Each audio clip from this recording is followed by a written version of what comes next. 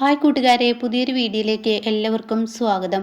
അങ്ങനെ നന്ദിനി പുതിയൊരു സംരംഭം കൊണ്ടുവരുമ്പോൾ അതൊട്ടും പത്മക്ക് സഹിക്കില്ല കേട്ടോ. അങ്ങനെ പത്മ ദേഷ്യത്തോടു കൂടി ആ ബോർഡ് മീറ്റിങ്ങിൽ നിങ്ങൾ എന്ത് പണിയാണ് ചെയ്തത് എന്ന് പറഞ്ഞിട്ട് പത്മ എന്ത് ചെയ്യുന്നു, യതീന്ദ്രനോട് ചൂടാവാണ് കേട്ടോ. സ്വന്തം ഭാര്യയെ ഉറ്റിക്കൊടുക്കുന്ന പരിപാടി ആരെങ്കിലും ചെയ്യുമോ എന്നൊക്കെ ചോദിക്കുമ്പോൾ ഉടൻ തന്നെ യതീന്ദ്രൻ അവിടെ നിന്ന് പോവുകയാണ് കേട്ടോ. എന്നാൽ ഈ സമയം ഇന്ദ്രജയും വിജയും വേദയും വന്നിട്ട് പറയാണ്, അമ്മയോട് അച്ഛന് ഒരിക്കലും സ്നേഹമില്ല. കാരണം എന്താണെന്നറിയോ, അമ്മയോട് ഇപ്പം ചെയ്ത ക്രൂരത ഒന്ന് ആലോചിച്ച് നോക്ക്. ഈ പറയുന്ന നന്ദിനി ഇവിടെ വേണ്ട.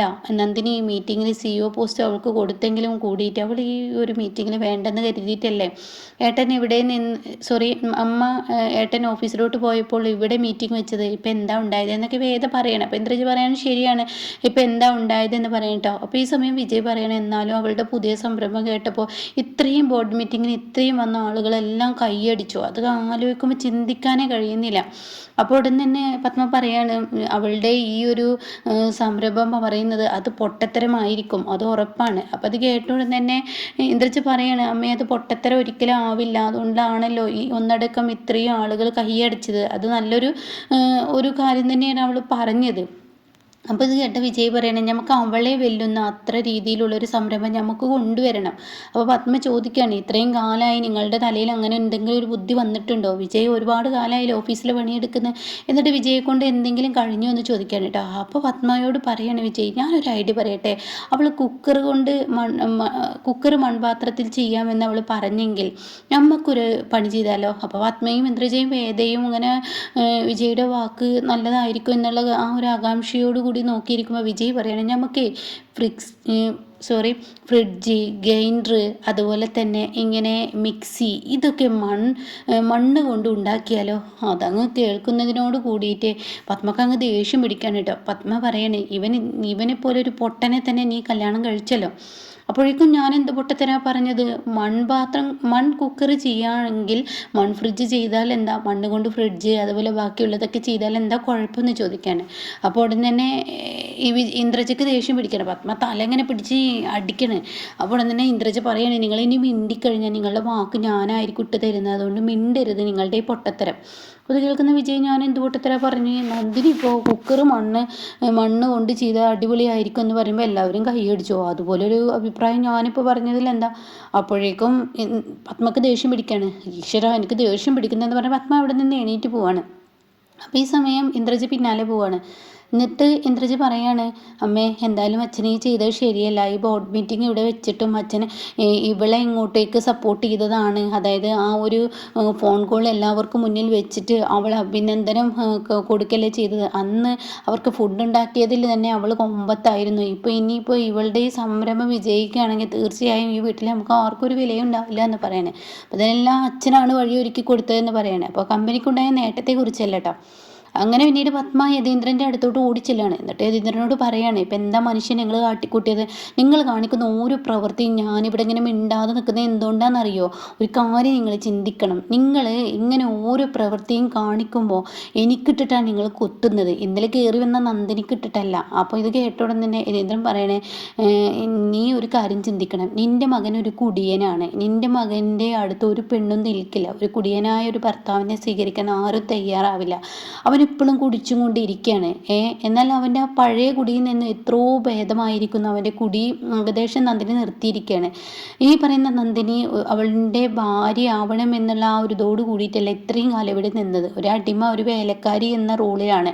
എന്നാൽ നമ്മുടെ മകൻ്റെ സ്വഭാവം എത്ര അങ്ങ് മാറിയിരിക്കുന്നു നീ ചിന്തിച്ചിട്ടുണ്ടോ? നിനക്ക് പണം കൊടുത്താൽ പോലും ഇങ്ങനെ ഒരു പെണ്ണിനെ കിട്ടില്ല. എല്ലാ ക്രൂരതകളും സഹിച്ച്, നീയും നിൻ്റെ മക്കളും ചെയ്യുന്ന ക്രൂരതകളൊക്കെ സഹിച്ച് അവൾ ഈ വീട്ടിൽ നിൽക്കുന്നത് എന്തിനാണെന്നറിയോ? നമുക്ക് വേണ്ടിയോ അതുപോലെ തന്നെ നമുക്ക് വേണ്ടിയല്ല എന്നൊരു തോന്നൽ നിന്നിൽ വേണ്ട. നിൻ്റെ മകനെ അവൾ നേരാക്കി എടുക്കുകയാണ് ചെയ്യുന്നത്. അത് നീ മനസ്സിലാക്കണം. ഇപ്പോൾ നമുക്ക് നേട്ടവും ഉണ്ടാക്കിയിരിക്കുന്നു. ഒരു വട്ടം കമ്പനിക്ക് നേട്ടം ഉണ്ടായത് അവളുടെ ഫുഡ് കൊണ്ട്. ഇപ്പോഴിതാ അവൾ ഈ ഒരു ഓപ്ഷൻ പറഞ്ഞു, അത് കേട്ടില്ലേ? അതിൻ്റേതായ കയ്യടി അവൾക്ക് കിട്ടി. അപ്പോൾ ആ സംരംഭം വെളിയിലോട്ട് ഇറങ്ങിക്കഴിഞ്ഞാൽ എന്തായിരിക്കും? എപ്പോഴും ഒരാളെ പുച്ഛിക്കരുത്. പുച്ഛിക്കുന്നവരായിരിക്കും നാളെ ഉയർന്ന സ്ഥാനത്തോട്ട് എത്തുക എന്നൊക്കെ പറയുമ്പോൾ പത്മ പറയണേ, നിങ്ങൾ ഈ പറയുന്ന പൊട്ടത്തരെന്ന് കേട്ട് ഞാൻ കൈയടിക്കില്ല. ഇവിടെ വന്നവരൊക്കെ പൊട്ടന്മാരാണ്. ഈ പത്മയുടെ ബിസിനസ് തന്ത്രത്തിലാണ് ഇത്രയും കാലം ഈ കമ്പനി ഓടിയത്. അതുകൊണ്ട് തന്നെ ഈ ജാതി പൊട്ടത്തരം പറഞ്ഞിട്ട് ഞാൻ കുറേ മണ്ണ് ഇറക്കി മണ്ണ് കൊണ്ടുള്ള കുക്കറുകൾ ഉണ്ടാക്കി ലാസ്റ്റ് വിപണിയിലോട്ട് ഇറക്കുമ്പോൾ അതാർക്കും തന്നെ വേണ്ടി വരില്ല. ലാസ്റ്റ് ആ പണവും നഷ്ടമാവും. അതുകൊണ്ട് കമ്പനിക്ക് പേരുദോഷം വരുന്ന ഒരു പ്രവർത്തിക്ക് ഞാൻ കൂട്ടു നിൽക്കില്ല. ഇതൊരിക്കലും ഞാൻ അനുവദിക്കില്ല എന്നിങ്ങനെ പത്മ പറയാൻ കേട്ടോ. അങ്ങനെ പിന്നീട് കാണിക്കുന്നത് നന്ദിനിയാണ്. നന്ദിനി എൻ്റെ ഓഫീസിൽ ഇങ്ങനെ നടക്കുകയാണ്. എവിടെയാണ് ക്ലീൻ ആക്കേണ്ടതെന്നൊക്കെ ഇങ്ങനെ നോക്കി നടക്കുമ്പോൾ അവിടെ ഒരു സ്റ്റാഫ് കാണാം ഒരു പേപ്പറിൽ എന്തൊക്കെയോ ഇങ്ങനെ വെട്ടിക്കളിക്കുന്നത്. അപ്പോൾ നന്ദിനി തൊട്ടരികിലോട്ട് എത്തിയപ്പോൾ തന്നെ ആ പേപ്പർ താഴത്തോട്. അപ്പോൾ അത് കണ്ടുടനെ നന്ദിനി ഇതെന്താ എന്നെ കണ്ടപ്പോൾ നീ ഈ പേപ്പർ താഴത്തോട്ടിട്ട് എന്ന് ചോദിക്കണേ. ഒന്നുമില്ല മേഡം, അതെന്താ പേപ്പറിൽ നീ എഴുതി വെച്ചിരിക്കുന്നത്, ഇങ്ങോട്ട് എടുത്തേന്ന് പറയാം. അയ്യോ മേഡം അത് വേണ്ട, അത് നോക്കണ്ട, എടുക്കാനാണ് പറഞ്ഞത് എന്ന് നന്ദിനി പറയണം.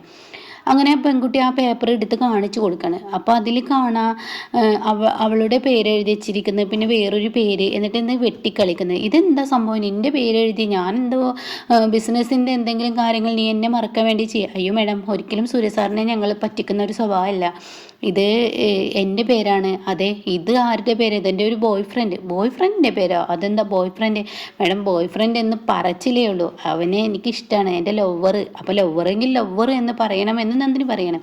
അത് കേട്ട ഉടനെ ഈ ബോയ് ഫ്രണ്ട് എന്ന് പറയുന്നത് എന്തുകൊണ്ടാണെന്നറിയോ, ലവർ എന്ന് പറയുമ്പോൾ അതിൻ്റേതായ വ്യത്യാസങ്ങളുണ്ട്. വീട്ടിലൊരിക്കലും അംഗീകരിക്കില്ല. ബോയ് ഫ്രണ്ട് എന്ന് പറഞ്ഞാൽ എവിടെയും കെട്ടിക്കൊണ്ടുപോകാം, പിന്നീട് പതിയെ അവൻ എന്നെ ഇഷ്ടമാണെന്ന് പറഞ്ഞു കഴിഞ്ഞാൽ തീർച്ചയായും വീട്ടുകാർ അംഗീകരിക്കും. അപ്പം അതും ഇതും ഈ പേര് വെട്ടിക്കളി എന്താ സംഭവം എന്ന് ചോദിക്കുകയാണ്. അപ്പോൾ തന്നെ എനിക്കിനി അയാളെ കിട്ടുന്നത് എങ്ങനെയായിരിക്കും എന്ന് ഞാൻ ചിന്തിക്കുകയാണ്. എൻ്റെ ബോയ് ഫ്രണ്ടിനെ എന്നോട് എങ്ങനെയായിരിക്കും സ്നേഹം, മാരേജ് ആണോ അറേഞ്ച് ആണോ സ്നേഹമാണോ എന്നൊക്കെ പറഞ്ഞിട്ട് ഒരു പേര് വെട്ടിക്കളിയുണ്ട്. അതാണ് സംഭവം. അപ്പോൾ അതിനെക്കുറിച്ചൊക്കെ ഫുള്ളായി പറഞ്ഞു കൊടുക്കണം. അങ്ങനെ അത് ഫുള്ളായി പറഞ്ഞു കൊടുക്കുമ്പോൾ നന്ദിക്ക് വല്ലാത്തൊരു ഇൻട്രസ്റ്റ്. അങ്ങനെ നന്ദിനി പറയണേ, നീ ഈ വെട്ടി കളിച്ച പേപ്പർ എനിക്ക് തരൂ. അയ്യോ മേഡം ഇതെന്തിനാ, എനിക്ക് ആവശ്യമുണ്ട്, ഒരു പേപ്പർ നീ എനിക്ക് തരുമോ എന്ന് ചോദിക്കണം. ആയിക്കോട്ടെ എന്ന് പറഞ്ഞിട്ട് പിന്നീട് നന്ദിനി തൻ്റെ ഓഫീസിലോട്ട് പോവുകയാണ്, അതായത് തൻ്റെ ക്യാബിനിലോട്ട് പോവുകയാണ്. എന്നിട്ട് നന്ദിനി സൂര്യയുടെയും നന്ദിനിയുടെയും പേരെഴുതാണ്. എന്നിട്ട് അതിങ്ങനെ വെട്ടിക്കളിക്കുകയാണ്. വെട്ടി കളിച്ചിട്ട് ലാസ്റ്റ് ലവ് അറേഞ്ച് എന്നുള്ള ആ ഒരു സ്ഥാനത്തോട്ട് എത്തണം.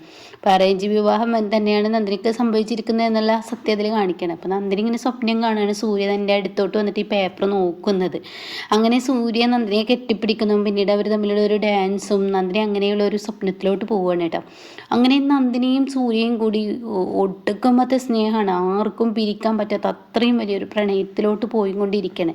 നന്ദിനിക്കാണെങ്കിലോ സൂര്യൻ നിമിഷം കാണാതിരിക്കാൻ പറ്റില്ല. അപ്പോഴാണ് സൂര്യ നന്ദിനിയുടെ മുന്നിൽ വരുന്നത്. ഇതെന്താടോ ഈ പേപ്പറിൽ, ഇത് ചുമ്മാ ഞാൻ വേര് വെട്ടി കളിച്ചതാണ്. ഓ ആയിക്കോട്ടെ, എന്നാൽ നമുക്ക് വീട്ടിലോട്ട് പോവുക, നിൻ്റെ ഈ സംരംഭത്തെക്കുറിച്ച് എൻ്റെ അമ്മയുടെ അഭിപ്രായം അറിയണമല്ലോ. അപ്പോൾ അത് കേട്ട നന്ദിനി പറയണേ, നിങ്ങളെപ്പോഴും നിങ്ങളുടെ അമ്മയോട് വഴക്കിടരുത്. എൻ്റെ അമ്മയോട് ഞാൻ വഴക്കൊന്നും ഇടില്ല, നീ കണ്ടില്ലേ പഴയതിനേക്ക് എത്രയും മാറിയിട്ടുണ്ട്. പക്ഷേ എൻ്റെ അമ്മ ഇതിനെ നിന്ദിക്കുകയാണെങ്കിൽ, അതായത് അത് നിന്നെ അപമാനിക്കുന്ന രീതിയിൽ സംസാരിക്കുകയാണെങ്കിൽ തീർച്ചയായും ഞാൻ ഇതിന് തിരിച്ചടി കൊടുത്തിരിക്കും എന്ന് പറയണം.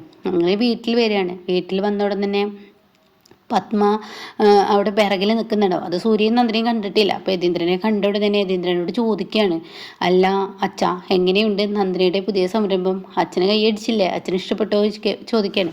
അത് കേട്ടോടെ തന്നെ യതീന്ദ്രൻ ഒന്നും മിണ്ടുന്നില്ല. പിറകിൽ എൻ്റെ ഭാര്യ നിൽക്കുന്നുണ്ട്, അതുകൊണ്ട് പത്മ നിൽക്കുന്നതുകൊണ്ട് ഒന്നും മിണ്ടാൻ കഴിയുന്നില്ല. അപ്പോൾ എന്താ അച്ഛ ഇവിടെ സംഭവിച്ചത്, സാധാരണ ഇങ്ങനെയുള്ള സംഭവങ്ങളൊക്കെ കഴിഞ്ഞാൽ അച്ഛ അതിൻ്റേതായ ഒരു അഭിപ്രായം പറയുമല്ലോ, ഇന്നെന്താ പറയാത്തതെന്ന് പറയുമ്പോൾ പിറകിൽ പത്മ നിൽക്കുന്നത് കാണുകയാണ്. അപ്പം പത്മ നിൽക്കുമ്പോൾ ഇവിടെ ഉണ്ടായിരുന്നു, വെറുതെ അല്ല എൻ്റെ അച്ഛൻ്റെ നാക്ക് ഉള്ളിലോട്ട് പോയത്. അപ്പോൾ ഉടൻ തന്നെ ആടാ പോവൂടാ, ഞാനേ ഞാൻ നേടിയെടുത്ത സംരംഭമാണ്, അതായത് ഞാൻ ഉണ്ടാക്കിയെടുത്ത കമ്പനിയാണിത്. നീ ഒരു പുതിയ സംരംഭം, എൻ്റെ ഭാര്യ ഈ തോട്ടക്കാരി തെങ്ങും പറമ്പിൽ നിന്നും, അതായത് തോട്ടത്തിൽ നിന്ന് തേങ്ങ പറിച്ചെടുത്ത ഇവള് പറയുന്ന ഈ സംരംഭമൊന്നും ഞാൻ എൻ്റെ കമ്പനിയിലോട്ട് കൊണ്ടുവരാൻ സമ്മതിക്കില്ല. അത് കേൾക്കുന്ന സൂര്യക്ക് ദേഷ്യമാണ്. ആഹാ, നിങ്ങൾ എന്നോടാണോ കളി, ഞാൻ ഈ സംരംഭം കൊണ്ടുവരും, എൻ്റെ ഭാര്യ ഇത് ഈ അഭിപ്രായം പറഞ്ഞെങ്കിൽ അത് കൊണ്ടുവരും. അത് കേൾക്കുന്ന പത്മ പറയണ ഒരിക്കലും നടക്കില്ല. അങ്ങനെ ഒരു വെല്ലുവിളിയാണ് കേട്ടോ ഇനി നടക്കാൻ പോകുന്നത്. അപ്പോൾ ഈ ഒരു വീഡിയോ എന്ന് പറഞ്ഞാൽ ഇതിൻ്റെ തൊട്ട് മുന്നേ ഒരു വീഡിയോ ഇട്ടിട്ടുണ്ടാവും. അപ്പോൾ ഓരോ വീഡിയോകളായി താഴെ ഇങ്ങനെ നോക്കിക്കഴിഞ്ഞാൽ ഇതിൻ്റെ കഥ എന്താണെന്ന് മനസ്സിലാവും കേട്ടോ. അപ്പോൾ ഇതിൻ്റെ ബാക്കി റിവ്യൂ കേൾക്കാൻ താല്പര്യമുള്ളവർ ചാനൽ സബ്സ്ക്രൈബ് ചെയ്തിട്ടാൽ ഞാൻ ഇടുന്ന വീഡിയോയുടെ നോട്ടിഫിക്കേഷൻ എനിക്ക് ലഭിക്കും കേട്ടോ.